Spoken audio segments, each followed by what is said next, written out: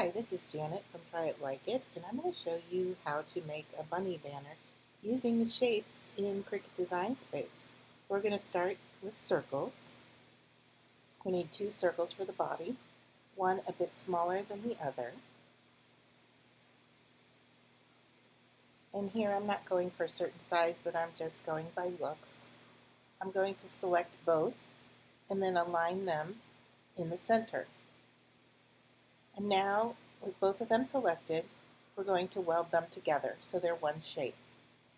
Using the circle shape again, we'll be making the ears. To do so, we need to unlock the circle shape so that we can turn it into an oval. Once I'm happy with the shape here, we'll lock it back into place and then copy and paste it so that we have 2 for the ears.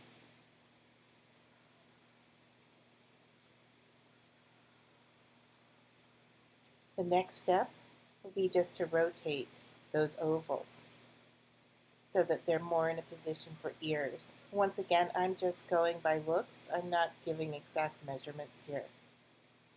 So now I'm just adjusting the ears so that they look right to me. Once I'm happy with their position, I will do a select all and weld them together.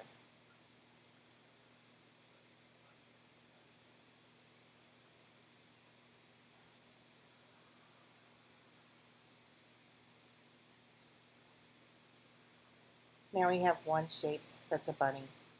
The next thing I'm going to do, again with the circle tool, is make a much smaller circle, and this is for hanging the banner.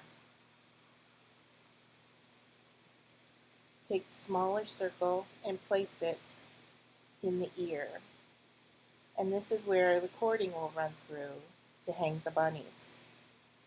So we need one on each side. And before I slice them out of the bunny shape, I'm going to make sure that they're aligned so that they will line up together. You'll notice here that the left ear shape is not exactly as tall as the right ear, but for this demo it's fine. You can adjust yours so that it works better. So selecting one circle at a time, take the small circle and the background of the bunny and slice. Now you're not going to see anything yet because we have to move some of these out of the way and go ahead and delete them because we don't need them. Take your bunny shape, send it to the back, and you'll see that your other circle is still there. Selecting both, slice it again, once again removing the additional circle shapes that we don't need, and you'll be left with one shape with the circles that can be cut out. And then once you have cut out a number of them, you could place a cotton ball for a tail, or choose another circle and cut out from a different pattern. Hope you enjoyed this tutorial.